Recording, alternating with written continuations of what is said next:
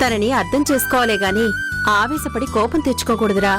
అది సరే గాని ఇంతకీ మీ నానేరి?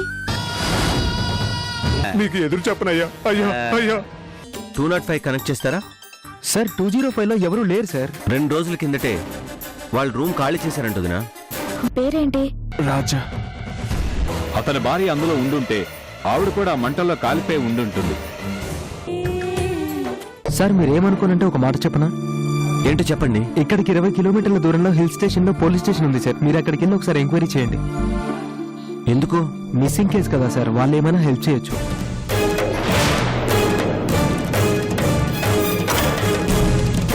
ఈ చుట్టుపక్కల ఏది జరిగినా వాళ్ళకి తెలుస్తుంది. ఒకవేళ దారి తప్పిపోయారో లేక ఇంకేదైనా జరిగితే వాళ్ళకి చెప్తే తెలుస్తుంది కదా సార్. ఇంకేదన్నా అంటే? సార్ ఈ ఘాట్ రోడ్ చాలా ప్రమాదకరమైంది. అదీగాక కొన్ని చోట్ల చాలా డీప్ కర్వ్స్ ఉన్నాయి. ఏదైనా ప్రమాదం జరిగిందేమో అని నేను చెప్తున్నాను సార్. ఎందుకైనా మంచిది ఒకసారి పోలీస్ కంప్లైంట్ ఇవ్వండి సార్.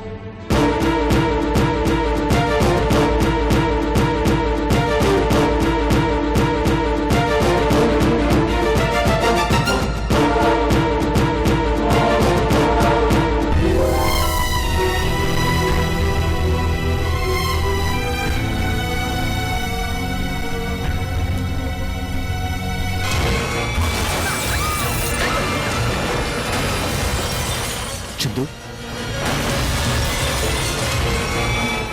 చందు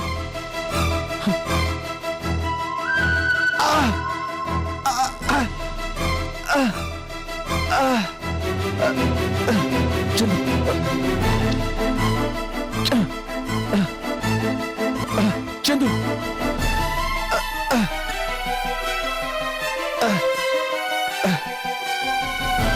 అయ్యో ఆగండి, ఎక్కడికి వెళ్తున్నారు? మీరు అలా వెళ్ళకూడదు. పదండి, లోపల పదండి. లేదు డాక్టర్, నా భార్య ఇక్కడ ఉంది. వద్దంటే వినరేంటి? నన్ను వదలండి, నేను వెళ్ళాలి. బాయ్, వదలండి అలా చందు! వెళ్ళకూడదు, రండి. చందు. ఏయ్, వదులు. లేదు డాక్టర్, నా భార్య ఎక్కడ ఉంది? నన్ను వెళ్ళనివ్వండి. చెప్పేది మీకే, నన్ను వెళ్ళనివ్వండి. లేదు డాక్టర్, నా భార్య ఎక్కడ ఉంది? ప్లీజ్ నన్ను వదిలిపెట్టండి. ఏయ్, వదులు. ఆగండి, ఎక్కడికి వెళ్తున్నారు? ఇతను ఎందుకు బయటికి పంపించావు సుప్రజ? నేను వెళ్ళొద్దని చెప్తుంటే వచ్చేసాడు అతను. ఏంటి రాజా గారిది? మీరు ఈ పరిస్థితుల్లో బయటికి వెళ్ళకూడదు. మీకు ఇంకా పూర్తిగా నయం కాలేదు. ముందు లోపలికి వెళ్ళండి. లేదు డాక్టర్, నేను వెళ్ళాలి. నా భార్య చందుకి ఎలా ఉందో ఏమైందో నేను తెలుసుకోవాలి. ప్లీజ్ నన్ను వదిలిపెట్టండి. దయచేసి మీరు ఆవేశపడకుండా కాస్త నెమ్మదిగా మేము చెప్పేది వినండి. నా వల్ల కాదు డాక్టర్. ఆ యాక్సిడెంట్ లో నా చందుకి ఏమైందో నేను తెలుసుకోవాలి. నా భార్య నేను చూడాలి. నన్ను వదిలేయండి, నన్ను వదిలేయండి. డాక్టర్ ప్లీజ్ నన్ను వదిలిపెట్టండి. ముందు మీరు రిలాక్స్ అవ్వండి రాజా. మీ భార్యకేం కాలేదు. She safe.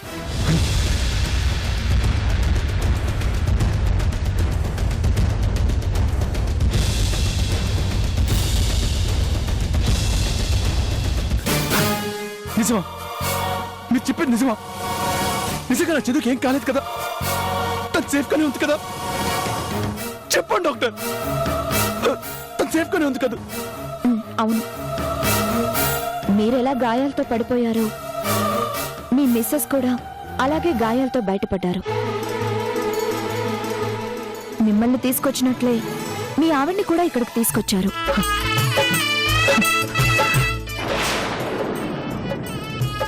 ఆవిడికి కూడా ఇక్కడే ట్రీట్మెంట్ జరుగుతుంది.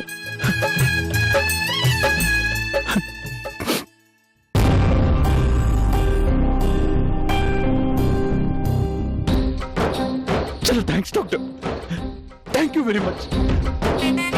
మీరు ఒకసారి నా భార్యను చూడొచ్చా? ఇప్పుడు వద్దండి. ఎందుకు డాక్టర్? మీకు మీ భార్య అంటే చాలా ఇష్టం కదా? అవును డాక్టర్. అలాగే ఆవిడికి కూడా మీరంటే ఇష్టం కదా? అవును. నా చందు నా కోసం చావుని కూడా ఎదిరించి బ్రతికింది. మరి అలాంటి మనిషికి మీరిలా గాయాలతో కనిపించటం కరెక్టే అంటారా?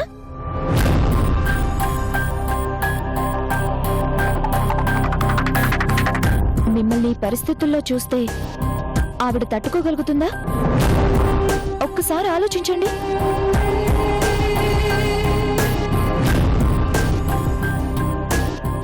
అందుకే చెప్తున్నాను, ముందు మీరు రిలాక్స్ అవ్వండి. పూర్తిగా కోలుకున్నాక నేనే మీ భార్య దగ్గరకు తీసుకెళ్తాను, సరేనా? నీ సంగతి తీసుకుని వెళ్తారు కదూ. తప్పకుండా నా మాట నమ్మండి. మీరు వెళ్ళి రెస్ట్ తీసుకోండి. తీసుకెళ్ళండి.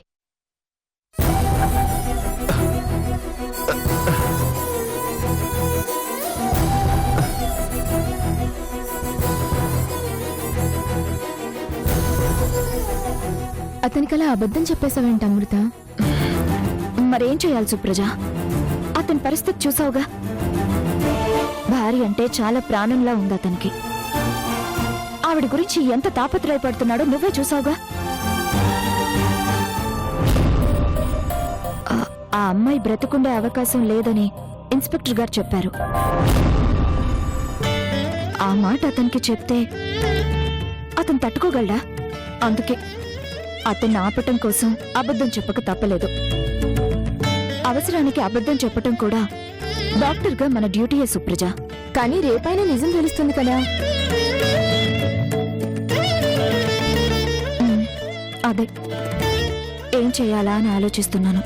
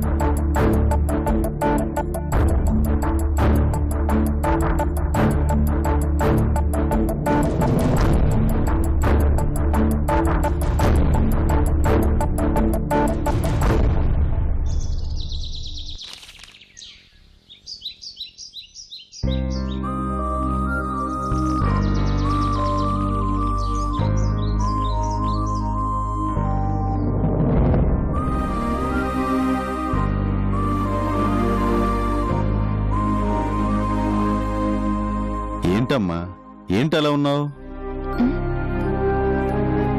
ఏం లేదు నాన్న. ఏం లేకుండా నువ్వెందుకు అలా ఉంటావు? నాకు తెలీదా? ఏమైందో చెప్పమ్మా. ఏం చెప్పమంటారు నాన్న? నక్కలగుంట దగ్గర ఒక యాక్సిడెంట్ అయిన వ్యక్తిని మా హాస్పిటల్కి తీసుకొచ్చారు. ఏదో ఒకలాగా కష్టపడి ప్రాణం నిలబెట్టగలిగాం.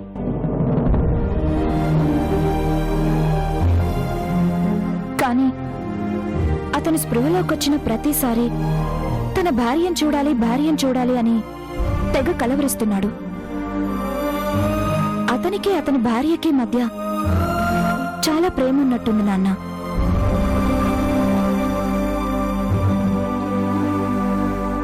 అతని చేతి మీద చందు అని అతని భార్య పేరు పచ్చబొట్టు పొడిపించుకున్నాడు. ఈ రోజుల్లో కూడా భార్యని ఇంతలా ప్రేమించే మనుషులు కూడా ఉంటారా నాన్న? ఎందుకుండరమ్మా? నీకో విషయం చెప్పనా?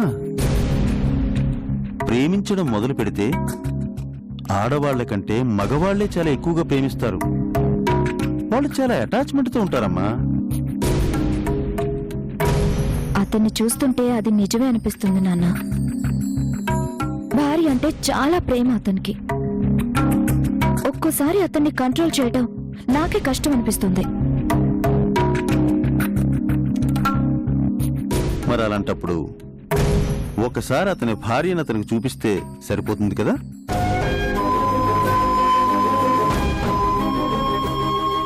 భార్యను చూసి ఆవిడతో మాట్లాడితే కొంచెమైనా మనశ్శాంతి పొందుతాడేమో. చూపించటానికే అతని భార్య బ్రతికిలేదు నాన్న. ఆ యాక్సిడెంట్లో చనిపోయింది.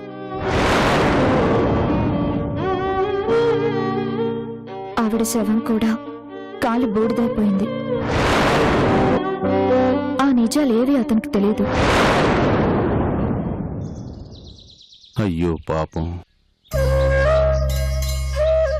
తన భార్య చనిపోయిందనే విషయం తెలిస్తే తట్టుకోలేడనే భయంతో అతని భార్య బ్రతికే ఉందని, మా హాస్పిటల్లోనే ట్రీట్మెంట్ ఇస్తున్నామని అతనికి అబద్ధం చెప్పాను నాన్న. పోనీలే అమ్మా, మనసుకు గాయం చేసే నిజం చెప్పడం కన్నా మనిషిని బాగు చేయడం కోసం అబద్ధం చెప్పడంలో తప్పులేదమ్మా. ఆ అబద్ధం అతన్ని బ్రతికిస్తే మంచిదే కదమ్మా.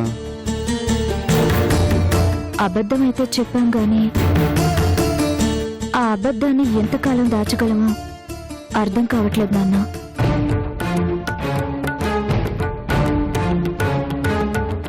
ఏదో ఒకరోజు అతనికి నిజం తెలియక తప్పదు. కానీ ఆ రోజు భార్య మీద అంత ప్రేమ పెంచుకున్న మనిషి ఈ నిజం తెలుసుకుని ఏమైపోతాడో అని నాకు చాలా భయంగా ఉంది నాన్న. నువ్వో నిమిత్త మాత్రురాలివమ్మా. ఓ డాక్టర్గా నువ్వు చేయగలిగిందంతా చేశావు. ఆ దేవుడే అతన్ని ఓదార్చాలి, బ్రతికే ధైర్యాన్ని ఇవ్వాలి. నువ్వేం దిగులు పడకమ్మా.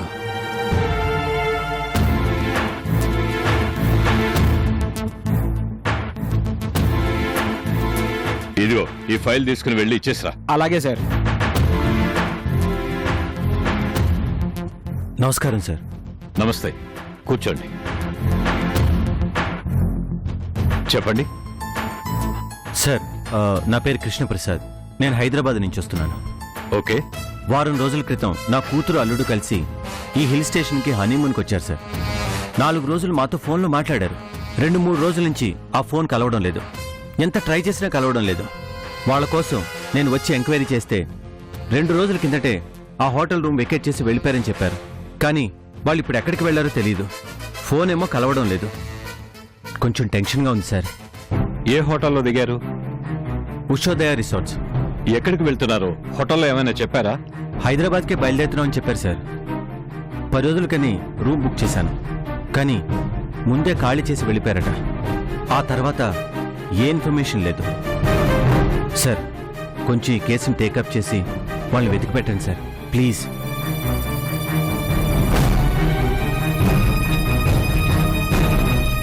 మీ అల్లుడి పేరేంటి? రాజా. రాజానా? ఇతని చేతి మీద మాత్రం చందు అని పచ్చబొట్టుంది.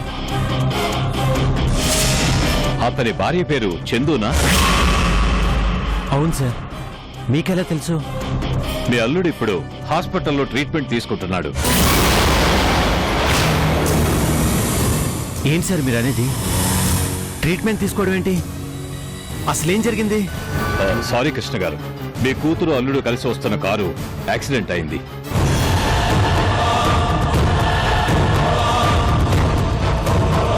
ఆ కారు లోయలోకి పడిపోయింది. మీ అల్లుడికి బాగా గాయాలయ్యాయి. వాట్? అవును సార్. మరి నా కూతురు చందు? బహుశా తను చనిపోయి ఉండొచ్చు.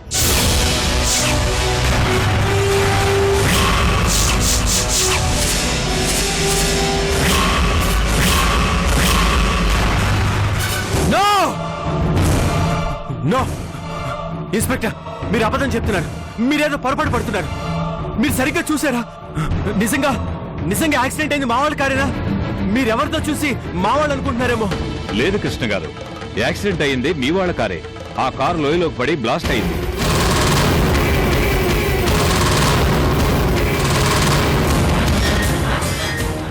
దాంతో పాటు మీ అమ్మాయి చందు శవం కూడా పూర్తిగా కాలి బూడిదైపోయింది. మీ అల్లుడు అదృష్టవశాత్తు గాయాలతో బయటపడ్డాడు. అతన్నెవరో మేకలు కాసేవాళ్ళు చూసి హాస్పిటల్లో చేర్పించారు. అతని చేతి మీద చందు అనే పచ్చబొట్టు చూసి మీ అమ్మాయి పేరు చందునేనా అని అడిగారు.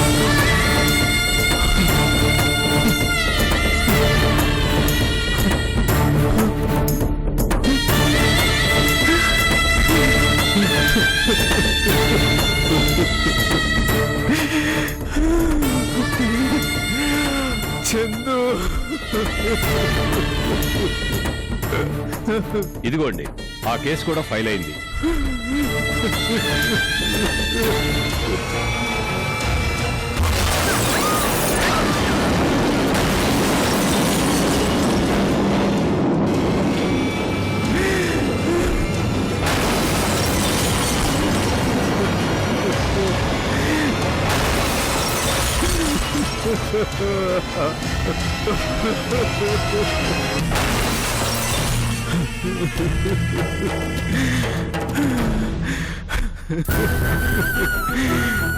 ఏంటి సార్ ఇది?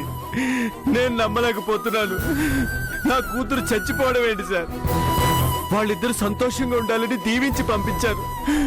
ఇంత దారుణం జరుగుతుందని అస్సలు ఉంచలేదు sir. Chandu, Chandu. I'm sorry అండి. మీ అల్లుడు ఇంకా ఆ షాక్ నుంచి తేరుకున్నట్లు లేదు. అతను ఇప్పుడిప్పుడే స్పృహలోకి వస్తున్నాడు. ముందు మీరు వెళ్ళి అతను కలిసి మాట్లాడండి. మిమ్మల్ని చూశాకైనా అతను కొంచెమైనా కోలుకుంటాడేమో. వెళ్ళండి. రాజా ఎక్కడున్నాడు సార్?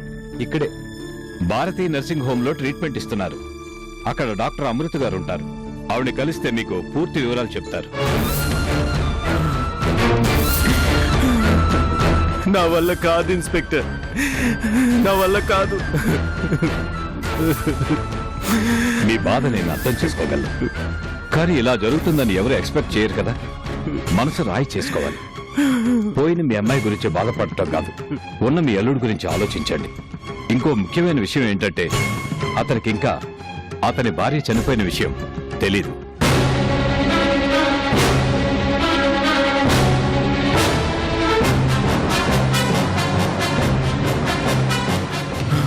అందుకే ముందు మీరు వెళ్ళి అతనికి కనిపించి కాస్త ఓదార్పుని, ధైర్యాన్ని ఇవ్వండి. ఎలా సార్?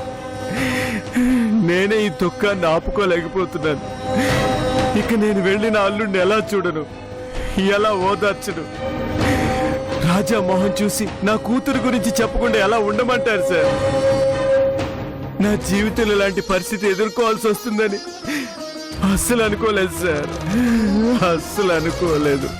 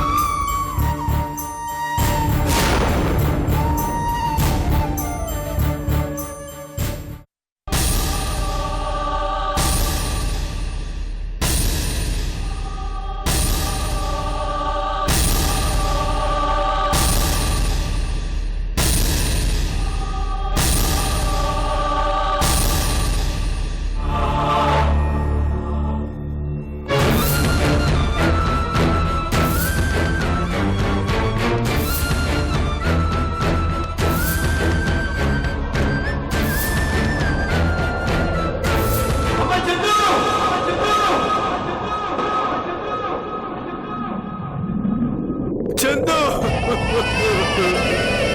అమ్మ చందు.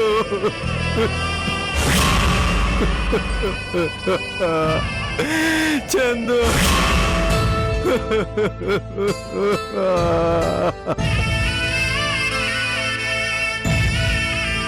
రాజాతో కలిసి ఆనందంగా గడపాలని ఆశపడ్డా. ప్రపంచంలోని సంతోషాలన్నీ సొంతం చేసుకోవాలనుకున్నావు. వద్దంటున్నా వినకుండా కారులో బయలుదేరావు.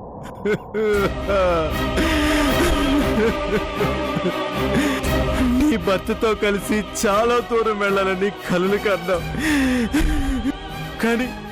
కానీ చివరికి నీ భర్తనే వదిలేసి అందునంత దూరం వెళ్ళిపోయావు కదమ్మా చందు. చందు అమ్మా,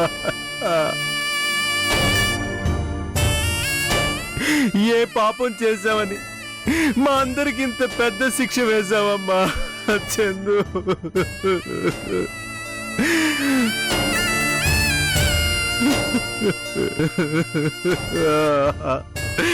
అమ్మా చందు, ఎంత పని జరిగిందమ్మా.